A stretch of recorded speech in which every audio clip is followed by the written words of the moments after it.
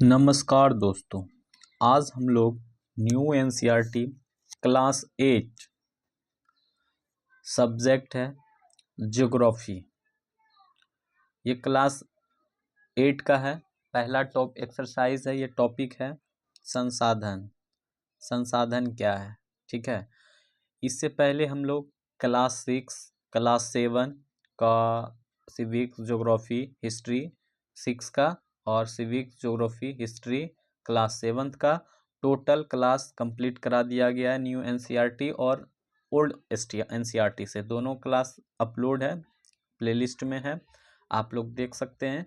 और आज से ये 8 का क्लास ज्योग्राफी से हम लोग शुरू कर रहे हैं। चलिए हम लोग इसको शुरू करते हैं।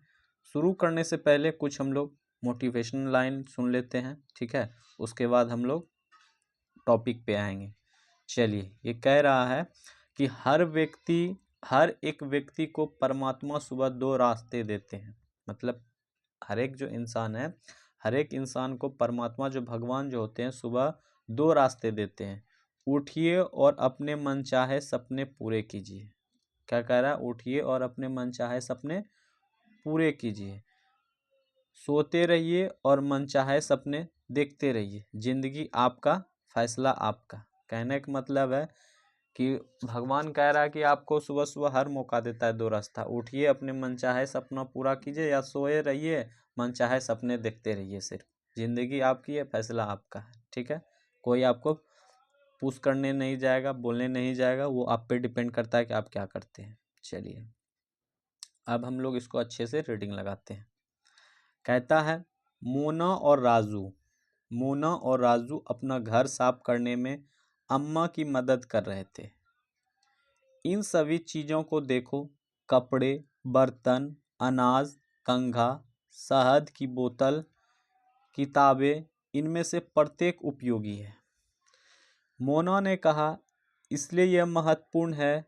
अम्मा ने कहा, यह संसाधन है। क्या है? ये संसाधन है। तो संसाधन क्या है? तो अम्मा से राजू ने प्रश्न पूछा। अम्मा ने बताया, प्रत्येक वस्तु जिसका उपयोग आवश्यकताओं को पूरा करने के लिए किया जा सकता है वह संसाधन है। देखिए, यहाँ पता चल गया ना कि संसाधन क्या है। तो संसाधन वो चीज़ है जो हम लोग प्रत्येक वस्तु से जिससे उपयोग आवश्यकता को पूरा करने के लिए किया जा सकता है वह संसाधन है। फॉर एग्जाम्पल ले लेते हैं, पेन हमको लिखने में मदद करता है, हम लिखने में उपयोग करते हैं, तो क्या हो जाता है? एक संसाधन। साइकिल, बाइक और ट्रेन, बस, ये सभी सारा संसाधन है। क्योंकि हमको कहीं जाने की आवश्यकता होती है तो हम लोग क्या करते हैं? उसका उपयोग करते हैं। जो मेरी उपयोगिता को पूर्ण करता है उसको हम लोग संसाधन कहते हैं, ठीक है। चलिए, अपने चारों ओर देखिए और निरीक्षण कीजिए। आप संसाधनों के विधि प्रकारों को पहचानने में सक्षम होंगे। आप प्यास लगने पर जो जल पीते हैं वह अपने घर में जिस विद्युत के उपयोग करते हैं, स्कूल से घर पहुंचने के लिए उपयोग किया गया रिक्शा, पाठ्य पुस्तक जिसका उपयोग आप अध्ययन के लिए करते हैं, ये सभी संसाधन। मतलब जो भी कार्य हो रहा है मेरे हित के लिए, मेरे उपयोग के लिए, सिंपल भाषा में वो क्या है? संसाधन है। आपके पिता ने आपके लिए नाश्ता तैयार किया है, उन्होंने जिन ताज़ी सब्जियों का उपयोग किया वह भी एक संसाधन है, ठीक है। जल विद्युत, रिक्शा, सब्जियों और पाठ्य पुस्तक, सभी कुछ जैसा क्या है, उनमें से सभी वस्तुओं का उपयोग आपके द्वारा किया गया है, इसलिए वे उपयोगी हैं। एक वस्तु अथवा पदार्थ उपयोगिता प्राप्त प्रयोज्यता उसे एक साधन बनाती है। मतलब प्रयोग में जो लाते हैं ना, उसको क्या करता है? वो साधन के रूप में कन्वर्ट करता है, उपयोगिता बनाता है। राजू अब जानना चाहता था कि कोई वस्तु संसाधन कैसे बनती है। अम्मा ने बच्चों को बताया, वस्तु उस समय संसाधन बनती है जब उनका कोई मूल्य होता है। इसका प्रयोग अथवा उपयोगिता इसे मूल्य प्रदान करते हैं। सभी संसाधन मूल्यवान होते हैं। अम्मा ने कहा, मूल्य का अर्थ महत्व होता है। कुछ संसाधन का आर्थिक मूल्य होता है जबकि कुछ संसाधन का आर्थिक मूल्य नहीं होता है।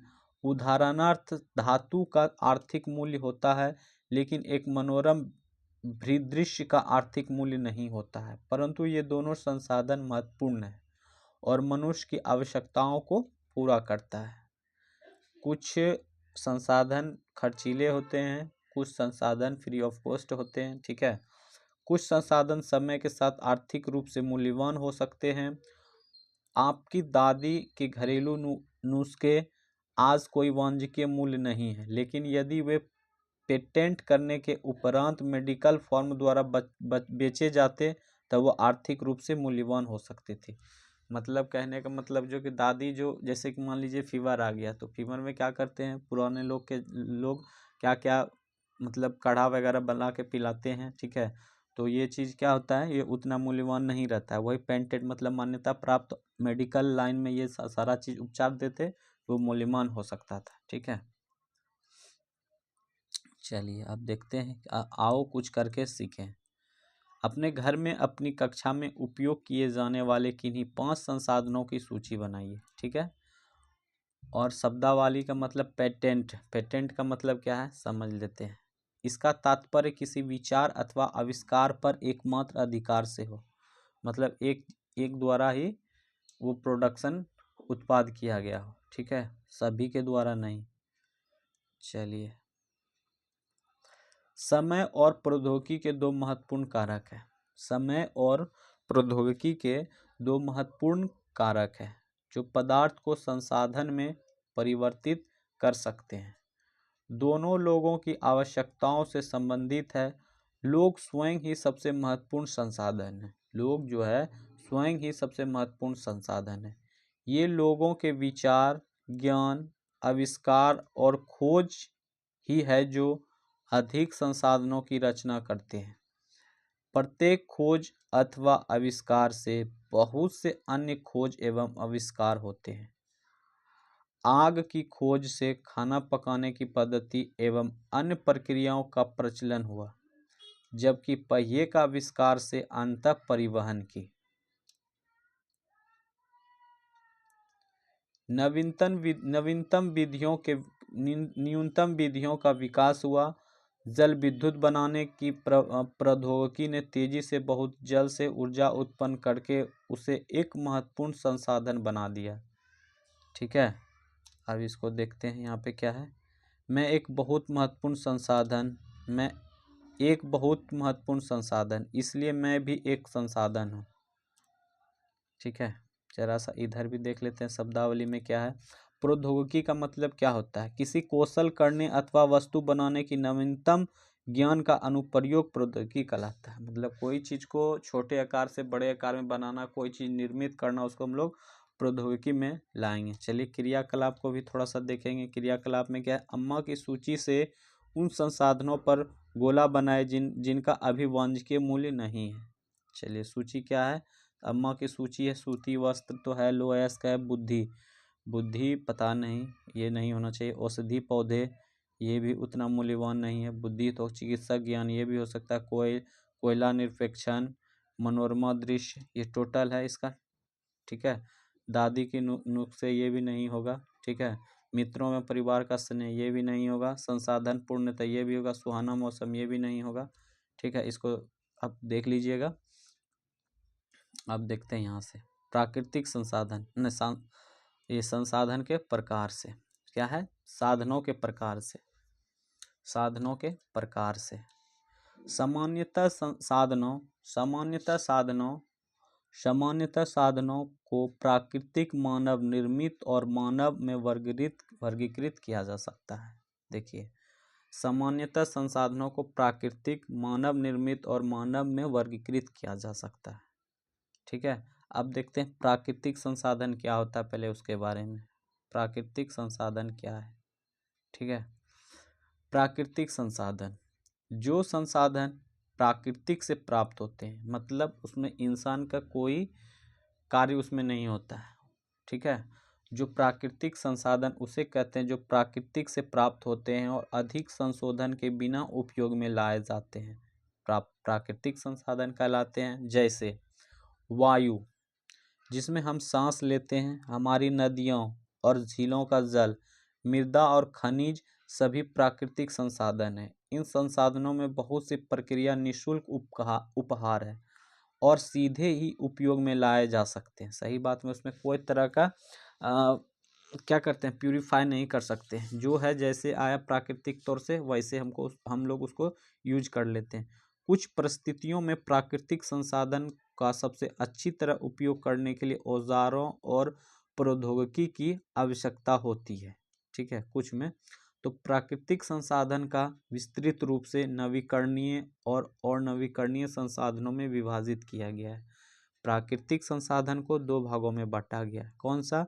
तो नवीकरणीय और अनवीकरणीय। तो नवीकरणीय संसाधन वे साधन है, पहले नवीकरणीय देख लेते हैं, जो शीघ्र से नवीकृत अथवा पुनः पूरित हो जाते हैं। इनमें से कुछ असीमित है और उन पर मानवीय क्रियाओं का प्रभाव नहीं होता है।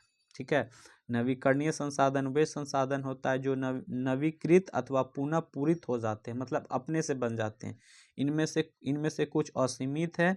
असीमित मतलब समझ रहे हैं कि मतलब पूर्ण चक्रण हो सकता है, जैसे कि कोयला, ये असीमित नहीं है, उसको बनने में हजार 100 वर्ष लगता है बनने में, तो ये सीमित नहीं है। ठीक है, असीमित नहीं है। जैसे वायु है, ये सब असीमित है। ठीक है, उन पर मानवीय क्रिया को प्रभाव नहीं होता है, उसमें मानव का कोई अधिकार होता है, बट उसमें उसका कुछ वर्क नहीं किया हुआ रहता है। जैसे सौर और पवन ऊर्जा। सौर और पवन ऊर्जा क्या है? ये नवीकरणीय है, लेकिन फिर भी कुछ नवीकरणीय संसाधनों जैसे जल, मृदा, वन, लापरवाही से किया गया उपभोग उनका भंडार को प्रभावित कर सकता है। जल असीमित नवीकरणीय संसाधन प्रतीत होता है, फिर भी जल की कमी, प्राकृतिक जल स्रोतों का सूखना आज विश्व के बहुत भागों में एक बड़ी समस्या है। ये नवीकरणीय क्या होता है? नवीकरणीय की मात्रा असीमित रहता है। ठीक है, सीमित नहीं रहता है, उसको हम लोग बार बार यूज में ले सकते हैं। जैसे में क्या क्या बताएं, तो पवन ऊर्जा और जैसे सौर ऊर्जा। ठीक है, और ये नवीकरणीय है, जैसे वायु को भी ले लेते हैं, और क्या, जल को भी ले लेते हैं। ठीक है, अब अनवीकरणीय संसाधन देखते हैं कि अनवीकरणीय संसाधन क्या होता है। अभी अनवीकरणीय संसाधन वे संसाधन है जिनका भंडार सीमित है। भंडार के एक बार समाप्त होने के बाद उनकी नवीकृत अथवा पुनः पूरित होने में हजारों वर्ष लगते हैं। यह अवधि मानव जीवन की अवधि से बहुत अधिक है। मतलब कुछ अनवीकरणीय चीज सीमित होता है, जैसे कि कोयला ले लेते हैं। अभी एग्जांपल में हम बताएं कि वे तुरंत नहीं बन जाता है, बहुत दिन लगता है उसको बनने में। चलिए इसको देखते हैं, जैसे देख लेते हैं। इस प्रकार के संसाधन अनवीकरणीय कहलाते हैं, जैसे कोयला, पेट्रोलियम, प्राकृतिक गैस। इसके कुछ उदाहरण हैं। जैसे कोयला बहुत समय दिन बनता है, पेट्रोलियम भी बहुत दिन बाद बनता है, इस सीमित है और ये अनवीकरणीय के रूप में आता है। प्राकृतिक संसाधनों का वितरण भूभाग, जलवायु, ऊंचाई जैसे अनेक भौतिक कारकों पर निर्भर करता है। पृथ्वी पर इन कारकों में विभिन्नता होने के कारण संसाधनों का वितरण असमान है। ठीक है, चलिए एक इसको शब्दावली भी देखते चले जाते हैं। क्या है? संसाधन का भंडार या उपयोग के लिए संसाधन की उपलब्ध मात्रा है। संसाधन का भंडार या उपयोग के लिए संसाधन की उपलब्ध मात्रा है। चलिए आओ कुछ कर सीखें। कुछ नवीकरणीय संसाधनों के बारे में सोचिए और बताइए कि इस प्रकार संसाधनों का अधिक उपयोग उनके भंडार को प्रभावित करता है? नहीं करता है। नवीकरणीय भंडार को नहीं करता है। आओ कुछ करके सीखें। एक और है, 5 मानव निर्मित संसाधनों की सूची बनाइए जो इन्हें आप अपने चारों ओर देख सकते हैं, मानव द्वारा निर्मित। ठीक है, चलिए इधर भी है मानव संसाधन के बारे में। चलिए पहले इसको पढ़ लेते हैं, फिर पढ़ेंगे। वितरण असमान है। चलिए नवीकरणीय समझ लिए, अनवीकरणीय समझ लिए। अब मानव निर्मित संसाधन के बारे में पढ़ते हैं। ठीक है, मानव निर्मित संसाधन। कभी कभी प्राकृतिक पदार्थ तब संसाधन बन जाते हैं जब उनका मूल रूप बदल दिया जाता है। लोह अयस्क उस समय तक संसाधन नहीं बनता था जब तक लोगों ने उसे लोहा बनाना नहीं सीखा था।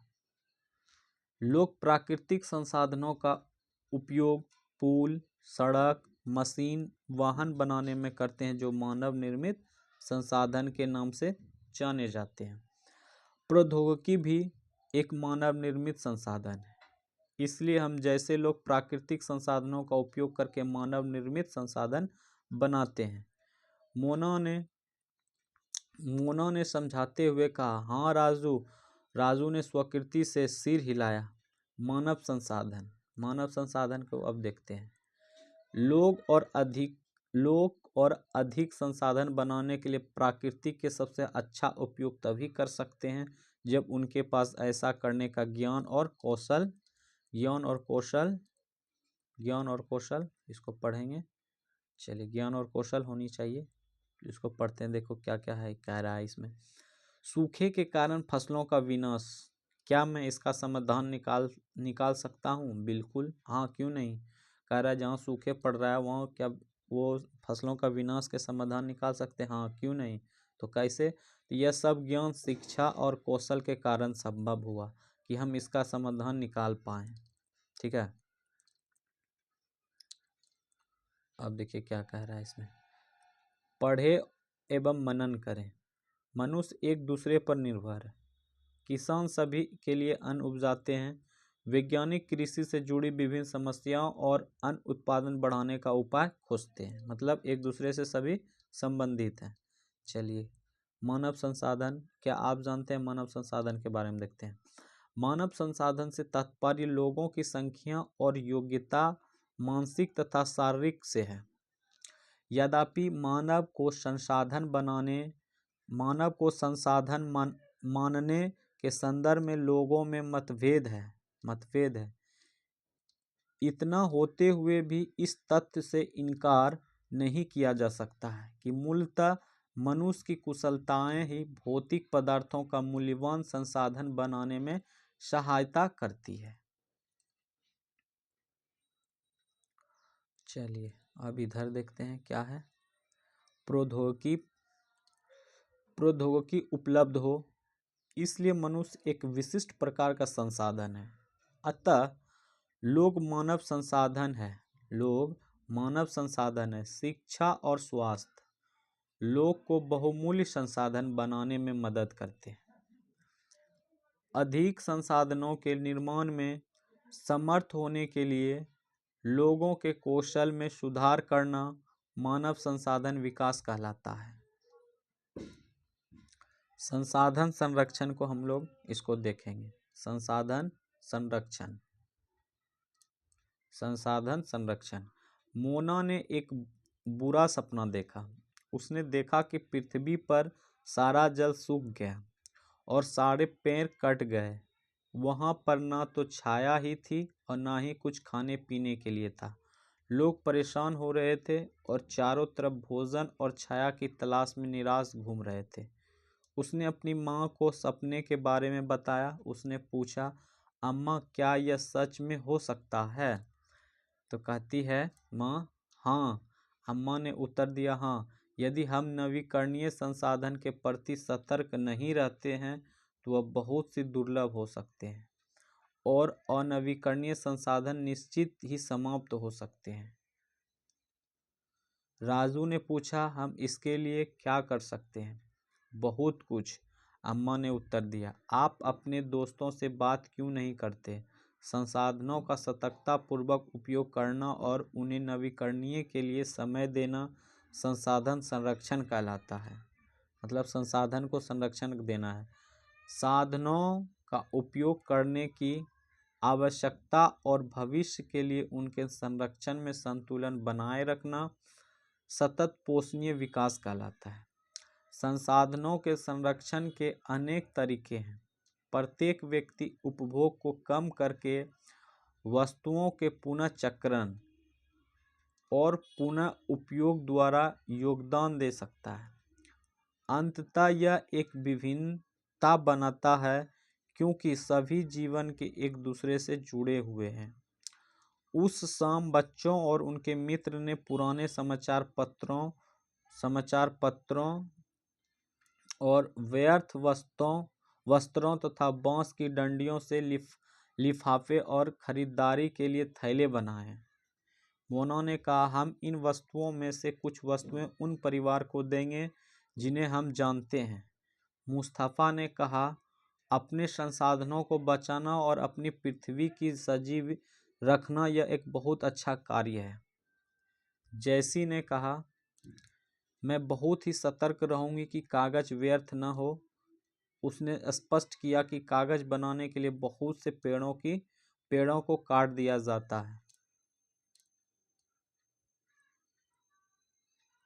शब्दावली इधर भी देख लेते हैं जरा सा, ये क्या कह रहे हैं। सतत पोषणीय विकास। सतत पोषणीय विकास संसाधनों का स्वाधीन पूर्वक उपयोग तार्किक न केवल वर्तमान पीढ़ी की आपूर्ति भावियों पीढ़ी की आवश्यकताएं भी पूरी होती रहे। शब्दावली सतत पोषणीय विकास। सतत पोषणीय विकास क्या होता है? तो संसाधनों का सावधानी पूर्वक उपयोग, ताकि न कि केवल वर्तमान पीढ़ी की आपूर्ति भावी पीढ़ियों को भी आवश्यकता भी पूरी रहे। मतलब पीढ़ी दर पीढ़ी वो उसकी आवश्यकता, मतलब सतत पोषणीय विकास। जैसे पानी हम लोग अभी बिजली बहुत ज़्यादा खपत कर लेते हैं, तो क्या होता है आगे भविष्य में हो सकता है कि इसकी कमियां पड़ सकती है, तो उस अनुसार से हम लोग यूज़ करेंगे जो कि आगे भी भविष्य में काम आए। ऐसा नहीं कि अभी हम लोग हैं 50 साल बाद फिर ऐसा नहीं कि पीढ़ी दर पीढ़ी बढ़ते जाता है, तो उसके लिए भी हम लोग को क्या करना है, बचा के रखना है। चलिए अब थोड़ा सा और है यहाँ पे। मैं ध्यान रखूंगा कि मेरे घर में विद्युत व्यर्थ ना हो। मुस्तफ़ा ने जोर से कहा, विद्युत जल और कोयले से मिलती है, तब मैं विश्वास दिलाती हूँ कि घर में जल बेकार नहीं होगा। जल की एक एक बूंद मूल्यवान है। आशा ने कहा, बच्चों ने कहा, हम सब मिलकर अंतर ला सकते हैं। यह कुछ कार्य मोना, राजू और उनके मित्रों ने किए हैं। आपका क्या विचार है? आप संसाधन संरक्षण में कैसे मदद करने जा रहे हैं? हमारी पृथ्वी, इस पर निवास करने वाले लोग भविष्य में पेड़ पौधे और परितंत्र की सुरक्षा और संरक्षण से जुड़ा है। अब यह सुनिश्चित करना हमारा कर्तव्य हो जाता है कि सभी नवीकरणीय संसाधनों का उपयोग सतत पोषणीय है। पृथ्वी पर जीवन की विविधता संरक्षित की जाए। प्राकृतिक पर्यावरण तंत्र की हानि को कम से कम किया जाए। और क्या है, सतत पोषणीय विकास के सिद्धांत को थोड़ा सा देख लेते हैं। सतत पोषणीय विकास के सिद्धांत: जीवन के सभी रूपों का आदर और देखभाल करना, मानव जीवन की गुणवत्ता को बढ़ाना, पृथ्वी के जीवन शक्ति और विविधता का संरक्षण करना, प्राकृतिक संसाधन का ह्रास कम से कम करना, पर्यावरण के प्रति व्यक्तिगत व्यवहार और अभ्यास में परिवर्तन करना, समुदाय को अपने पर्यावरण की देखभाल करने के लिए योग्य बनाना, मतलब उसको जानकारी देना कि ऐसे नहीं करना वैसे नहीं करना। चलिए कुछ प्रश्न देख लेते हैं, लॉन्ग तो नहीं देखेंगे, शॉर्ट में देख लेते हैं। 2 नंबर प्रश्न है। 2 नंबर प्रश्न है, सही उत्तर पर निशान लगाइए। कह रहे हैं कि निम्नलिखित में से कौन सा संसाधन को निर्मित नहीं करता है? संसाधन को निर्मित नहीं करता है, तो इसका हो जाएगा निर्मित नहीं करता है। तो कौन संसाधन का निर्मित नहीं करता है? तो ऑप्शन नंबर हो जाएगा गो।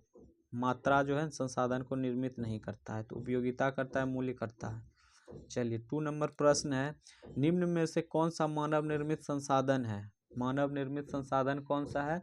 तो कैंसर उपचार की औषधि, ये हम मानव द्वारा कर सकते हैं। झरने तो प्राकृतिक, उष्णकटिबंधीय बनी हुई प्राकृतिक। कथन पूरा कीजिए। अनवीकरणीय संसाधन डैश होते हैं, क्या होते हैं? अनवीकरणीय संसाधन क्या होते हैं? तो सीमित भंडार वाले होते हैं, उसका सीमित भंडारण होता है। अनवीकरणीय जैसे कोयला हो गया, पेट्रोलियम हो गया, प्राकृतिक गैस हो गया, ये सब अनवीकरणीय में होता है। और इसको क्या करना है? सीमित होता है, इसको अच्छे से यूज करना है, ज़्यादा इन्वेस्ट नहीं करना है इधर उधर। चलिए ये टॉपिक कंप्लीट करा दिया गया है। पहला टॉपिक था ज्योग्राफी का क्लास ईस्ट संसाधन, जो कि हम लोग इसको अच्छे से टॉपिक को पढ़ें और इम्पोर्टेंट लाइन को अंडरलाइन किए। अब नेक्स्ट क्लास हो जाएगा 2, जो कि नेक्स्ट क्लास में देखेंगे एक्सरसाइज 2 को। आज का क्लास यहीं पे समाप्त करते हैं। धन्यवाद।